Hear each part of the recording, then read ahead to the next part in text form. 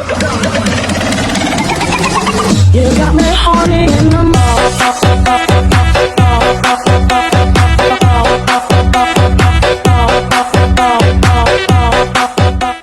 Assalamualaikum warahmatullahi wabarakatuh. Hari ini kami akan membentangkan tugasan 2 BMMB 3213 iaitu Kurikulum Bahasa Melayu Sekolah Rendah. Tugasan yang kami akan bentangkan iaitu tentang strategi pengajaran dan pembelajaran iaitu tentang pembelajaran berasaskan inkuiri. Kumpulan kami terdiri daripada 3 orang iaitu saya sendiri Nina Alia binti Nizuki, Nazlin binti Muhammad dan Syaza binti Ahmad Anwar. Kita akan memulakan dengan definisi pembelajaran berasaskan inkuiri. Pembelajaran berasaskan inkuiri ialah pendekatan pengajaran di mana murid menjadi fokus utama dalam proses pembelajaran.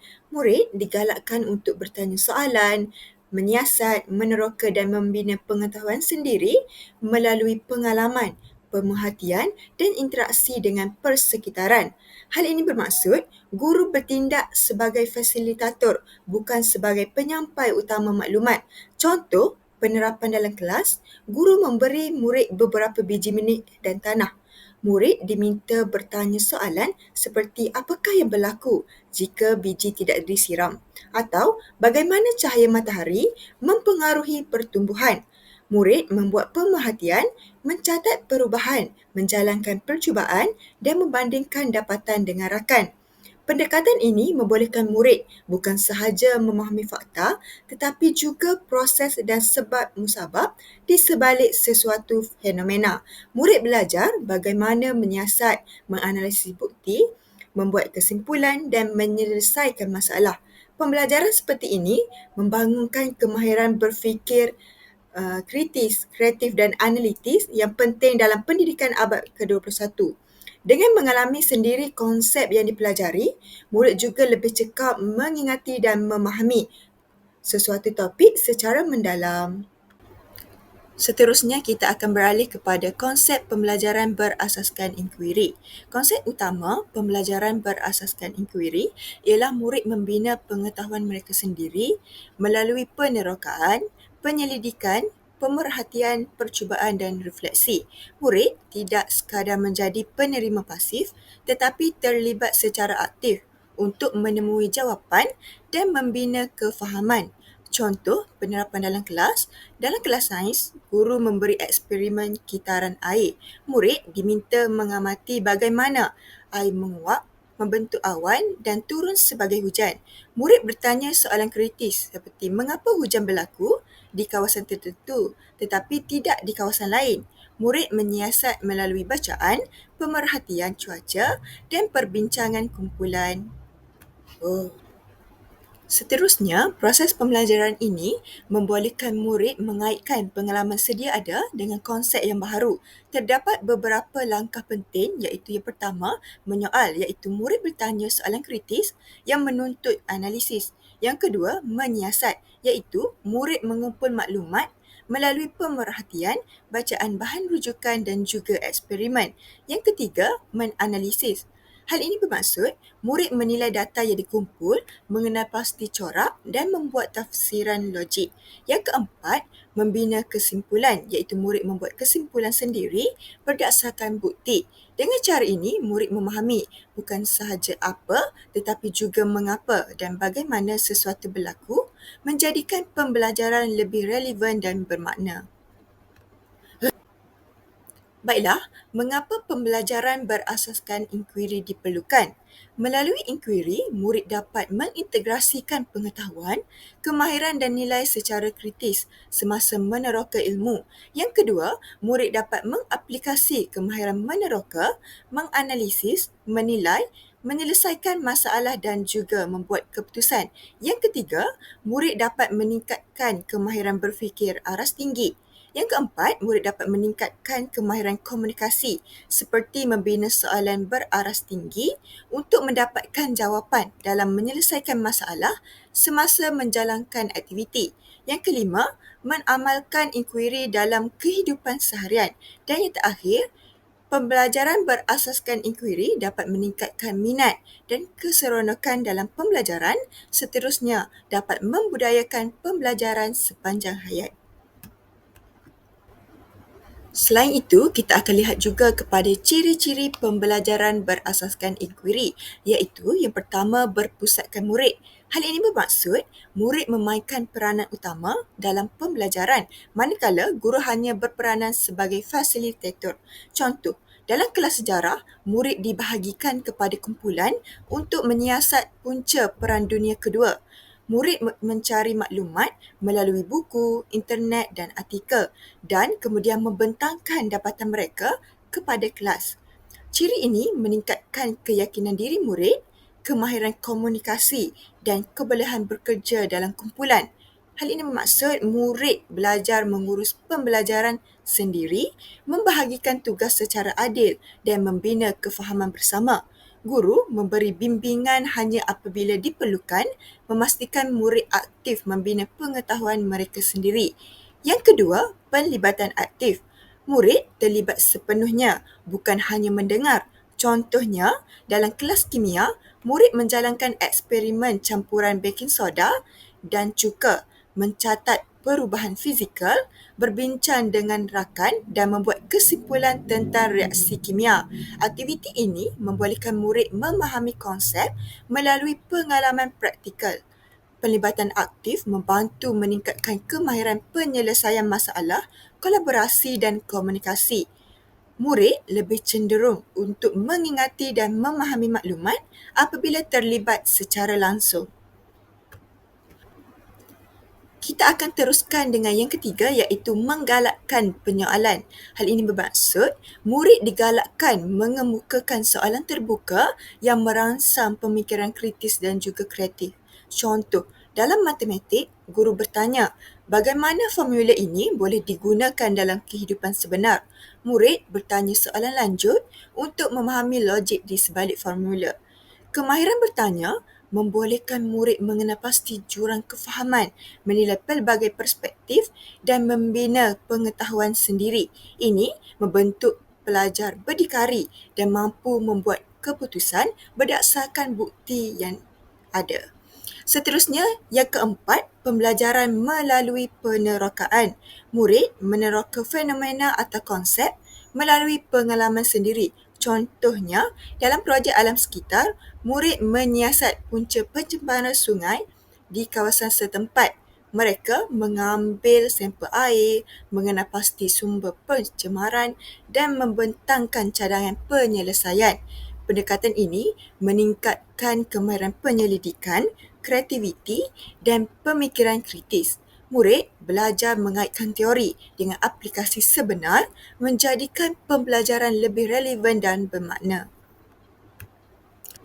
Seterusnya, saya akan bincang mengenai model 5E dalam pembelajaran berasaskan inkuiri. Yang pertama adalah engagement, iaitu penlibatan.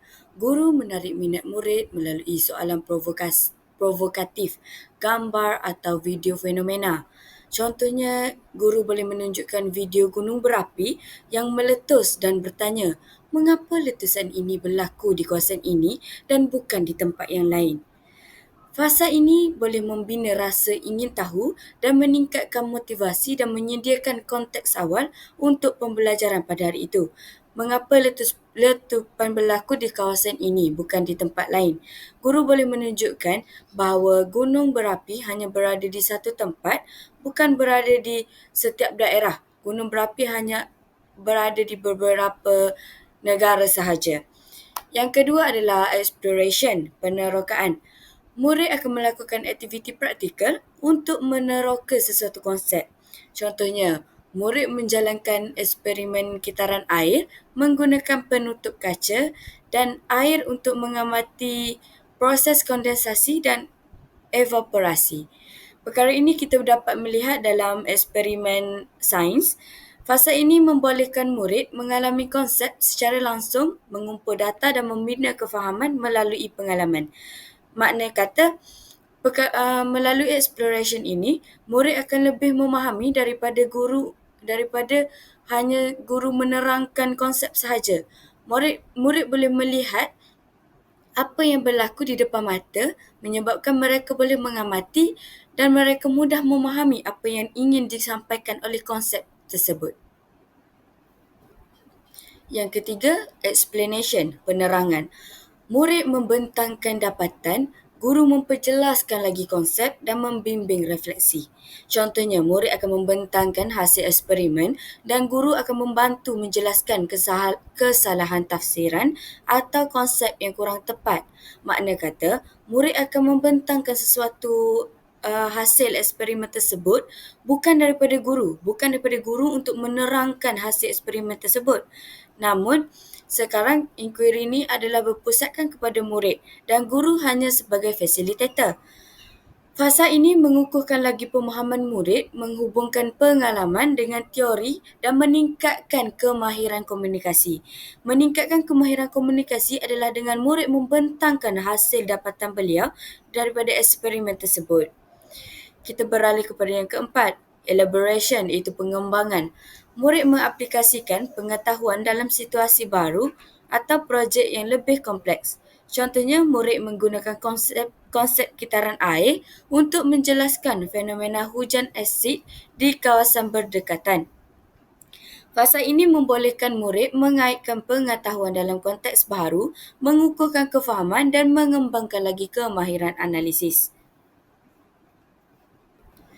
Model yang terakhir ialah evaluation, iaitu penilaian. Guru dan murid menilai kefahaman melalui pembentangan kuis atau refleksi diri. Contohnya, murid menilai hasil projek dan membuat refleksi mengenai apa yang telah dipelajari serta bagaimana memperbaiki eksperimen tersebut sekiranya ada kekurangan.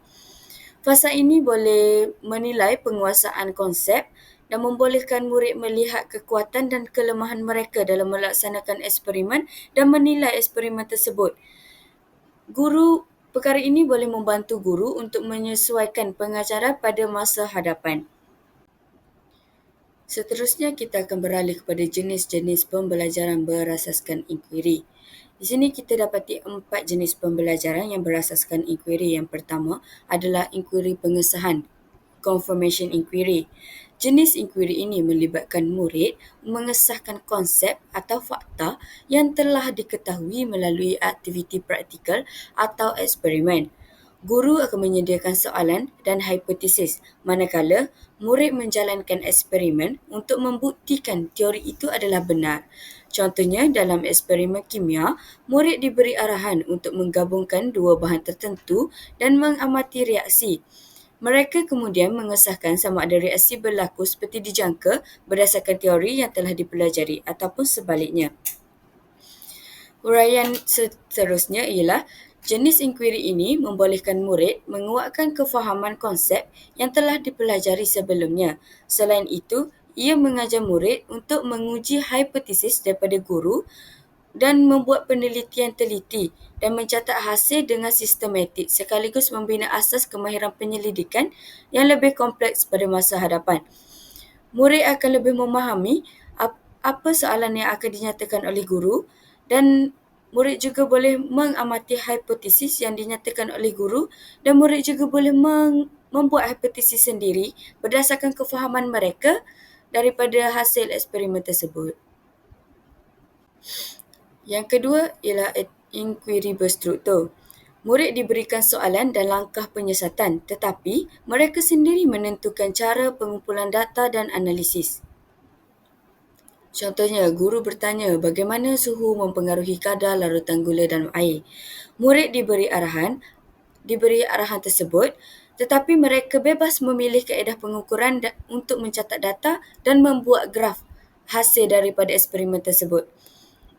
Jenis inquiry ini menggalakkan kemerdekaan murid dalam proses penyiasatan sambil mereka masih berada dalam kerangka bimbingan guru. Murid belajar merancang eksperimen, menganalisis data secara logik berdasarkan hasil eksperimen tersebut dan membuat kesimpulan sendiri sekaligus meningkatkan kemahiran penyelesaian masalah dalam pemikiran kritis mereka. Perkara ini seperti yang saya katakan sebentar tadi, murid boleh membuat hipotesis sendiri bukan hanya bergantung kepada hipotesis guru. Apabila murid membuat hipotesis sendiri, pengetahuan murid akan lebih meningkat dan mereka akan lebih memahami apa yang berlaku dalam eksperimen tersebut. Yang ketiga ialah inquiry terbimbing, guided inquiry. Guru memberi soalan penyelidikan tetapi murid menentukan sendiri kaedah, strategi dan sumber maklumat untuk mendapatkan jawapan. Contohnya dalam projek biologi, guru bertanya apakah faktor yang paling mempengaruhi pertumbuhan tumbuhan di kawasan sekolah. Murid akan menyusun rancangan, mengumpul data daripada kawasan sebenar dan membuat kesimpulan berdasarkan pemerhatian mereka. Seperti soalan guru tadi, apakah faktor yang paling mempengaruhi pertumbuhan tumbuhan di kawasan sekolah?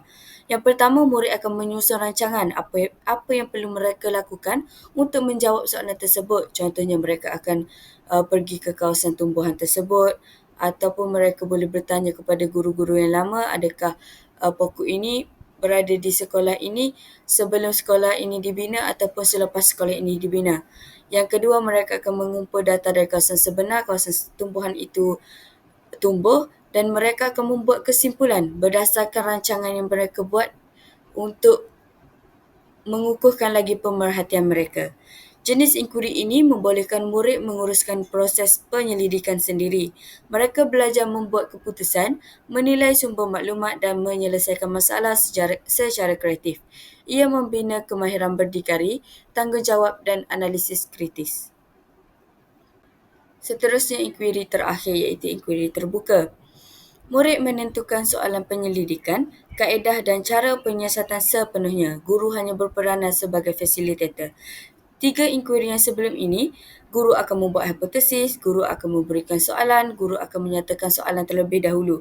Namun, pada inquiry terbuka ini, murid akan menentukan soalan penyelidikan tersebut, murid akan menentukan kaedah dan juga cara penyiasatan sepenuhnya.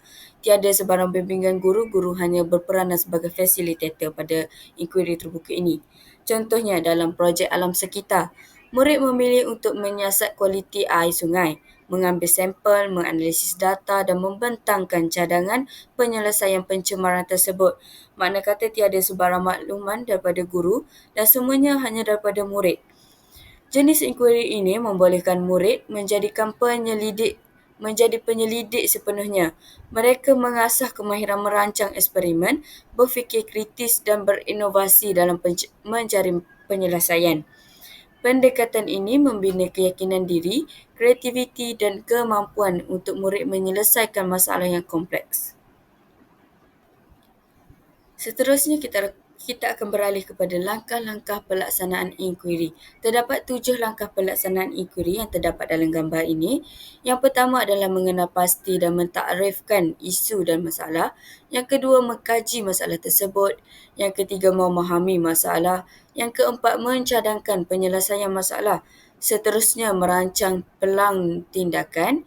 Seterusnya, melaksanakan pelan yang dirancang atau melaksanakan perancangan dan yang terakhir adalah membuat kesimpulan ataupun hipotesis, menilai dan membuat refleksi. Seterusnya kita berpindah kepada kelebihan pembelajaran berasaskan inquiry, iaitu meningkatkan kemahiran berfikir aras tinggi, KEBAT. Pembelajaran berasaskan inquiry membolehkan murid menganalisis, menilai dan juga membuat keputusan sendiri berdasarkan bukti dan juga fakta. Jadi murid belajar untuk membina kesimpulan, menilai alternatif dan juga menyelesaikan masalah secara logik, bukan hanya menghafal fakta. Contohnya, dalam kelas sains, murid menjalankan eksperimen tumbuhan yang disiram secara berbeza. Mereka menganalisis pertumbuhan setiap tumbuhan, membandingkan hasil dan juga membuat kesimpulan tentang faktor yang mempengaruhi pertumbuhan. Jadi, kemahiran ini bukan sahaja penting untuk pembelajaran akademik, tetapi juga aplikasi kehidupan harian. Murid yang terlatih berfikir kritis akan lebih mudah membuat keputusan yang bijak, menilai maklumat yang diterima dan juga menghadapi masalah yang kompleks di masa depan. Seterusnya, meningkatkan minat dan juga motivasi murid. Pembelajaran berasaskan inkuiri membuat murid lebih tertarik dan juga terlihat secara aktif dalam pembelajaran. Aktiviti yang menyeronokkan dan mencabar minat mereka menjadikan pembelajaran lebih bermakna. Contohnya, dalam projek eksperimen kimia, kalau murid tu mengamati reaksi fizikal dan juga kimia sambil membuat prediksi, minat yang tinggi menyebabkan murid ni lebih mencuba pelbagai percubaan tambahan untuk menguji hipotesis mereka sendiri. Jadi apabila murid ni minat dia tinggi ataupun ataupun motivasi tu ada dalam diri mereka, mereka akan lebih bersemangat untuk belajar ataupun lebih tekun membuat penyelidikan dan lebih mudah mengingati konsep yang dipelajari. Jadi motivasi intrinsik ini menjadikan murid aktif dan berdikari dalam pembelajaran. Seterusnya, kelebihan pembelajaran berasas inkuiri juga adalah membantu penyelesaian masalah. Jadi, murid belajar mengenal pasti masalah, mengumpul maklumat, menganalisis dan juga menghasilkan penyelesaian sendiri. Jadi, proses ini membantu mereka membangunkan kemahiran kritikal dan juga kreatif yang penting dalam kehidupan sebenar. Contohnya, kelas matematik, mereka diberi masalah berkaitan dengan kos sebenar projek mereka sendiri. Jadi mereka mengira bajet, mencari alternatif dan membentangkan penyelesaian yang praktikal. Kemahiran ini juga dapat membina keyakinan murid dalam menghadapi cabaran, mengurangkan kebergantungan kepada guru ataupun memupuk kemahiran menyelesaikan masalah dalam dunia sebenar mereka sendiri. Seterusnya, kelebihannya adalah menggalakkan pembelajaran kendiri. Jadi, melalui pendekatan inkuiri ini, murid belajar untuk mencari jawapan sendiri, mengumpul maklumat dan juga menilai proses pembelajaran mereka sendiri. Contohnya, dalam projek robotik, murid meneliti manual, mencari tutorial dalam talian dan juga mencuba pelbagai idea sehingga robot berfungsi seperti yang mereka inginkan. Jadi proses ni dapat meningkatkan keyakinan diri murid, kreativiti dan juga kemampuan mereka untuk belajar secara berdikari. Murid ini terbiasa belajar kendiri lebih bersedia untuk menghadapi cabaran pembelajaran dan juga kehidupan masa depan. Di samping itu, pembelajaran aktif juga merupakan kelebihan pembelajaran berasaskan inkuiri. Contohnya, murid terlibat secara langsung dalam aktiviti pembelajaran seperti menjalankan eksperimen fizikal dan juga kimia ataupun membuat pemerhatian dan juga berbincang dengan kawan. Jadi, penglibatan aktif ini meningkatkan pemahaman konsep, ingatan jangka panjang dan juga kemahiran kerjasama. Murid lebih fokus dan terlibat sepenuhnya. Seterusnya, kelebihannya adalah pembelajaran bermakna.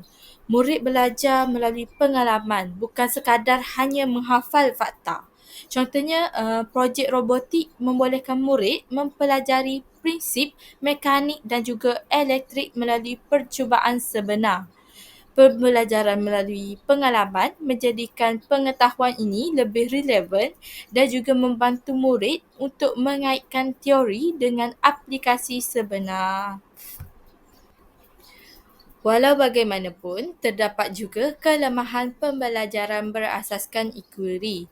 Yang pertama, memerlukan masa yang lama, iaitu aktiviti inkuiri ini sering mengambil masa yang lebih lama berbanding dengan kaedah tradisional. Contohnya, projek sains yang memerlukan percubaan yang berkali-kali untuk mendapatkan data yang sahih. Mungkin untuk mengambil beberapa minggu untuk mendapatkan data yang tepat. Selain itu, ini juga memerlukan guru untuk merancang dengan teliti dan memastikan murid tidak hilang fokus. Kekangan masa boleh menjadikan cabaran besar jika kurikulum terlalu padat. Yang kedua, kelemahannya adalah tahap kefahaman murid berbeza. Contohnya, murid yang lambat menangkap konsep mungkin ketinggalan. Seperti yang kita boleh lihat, murid yang kurang kemahiran asas sains mungkin menghadapi kesukaran dalam eksperimen kimia yang kompleks. Jadi guru perlulah menyediakan sokongan tambahan untuk murid yang lemah seperti bimbingan individu supaya semua murid dapat mengikuti proses inquiry dengan baik. Jadi, kelemahan yang ketiga adalah memerlukan kemahiran guru yang tinggi.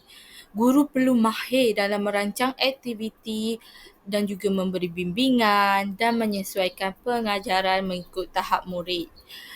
Guru yang kurang berpengalaman mungkin sukar untuk menyeimbangkan bimbingan dan juga kebebasan murid yang boleh menjejaskan keberkesanan pembelajaran.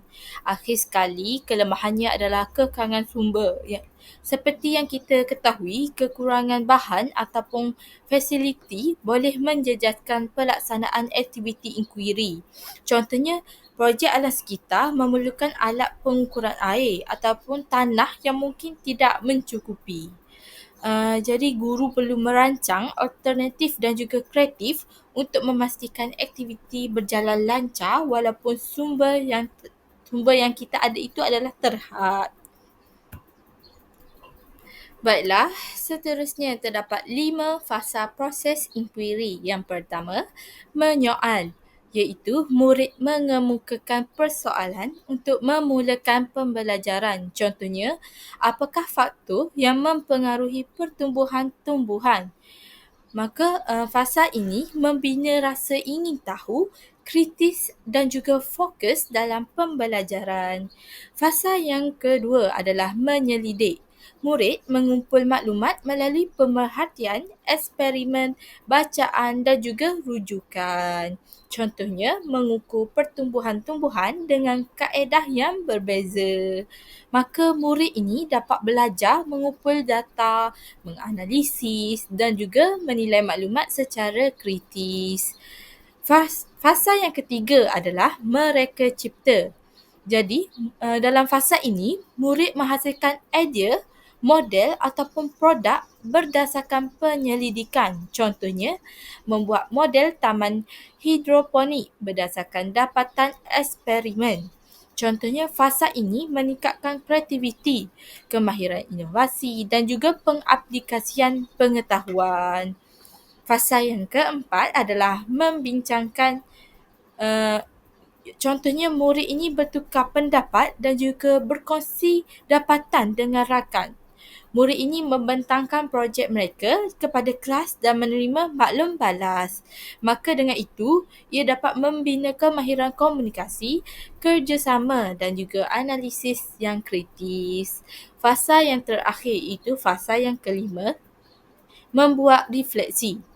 Murid menilai proses pembelajaran, mengenal pasti kekuatan, kelemahan dan juga merancang penambahbaikan. Contohnya, murid menilai keberkesanan eksperimen dan bagaimana pembaikan langkah seterusnya. Jadi, ia dapat membantu murid untuk meningkatkan kesedaran dalam diri mereka dan juga tanggungjawab terhadap pembelajaran dan pembelajaran kendiri. Kesimpulannya, pembelajaran berasaskan inquiry ini membolehkan murid untuk menjadi aktif, berdikari, kreatif dan juga berfikir secara kritis. Jadi melalui proses penyelidikan, penerokaan dan juga 5 frasa inquiry yang saya baru beritahu tadi, mungkin bukan sahaja memperoleh pengetahuan tetapi juga kemahiran abad ke-21 seperti komunikasi, kreativiti, kolaborasi dan juga penyelesaian masalah. Walaupun terdapat kelemahan seperti memerlukan masa yang lebih lama, kemahiran guru tinggi dan juga sumber yang terhad, kelebihan pembelajaran berasaskan inquiry ini jauh lebih besar berbanding dengan kelemahannya. Jadi murid lebih memahami konsep secara mendalam, mampu menyelesaikan masalah secara kreatif dan juga belajar secara kendiri. dan juga menjadikan pendekatan ini sangat sesuai untuk menghadapi cabaran pendidikan dan juga kehidupan masa depan. Sekian itu sahaja perkongsian kami. Harap perkongsian kami dapat memberi manfaat kepada semua.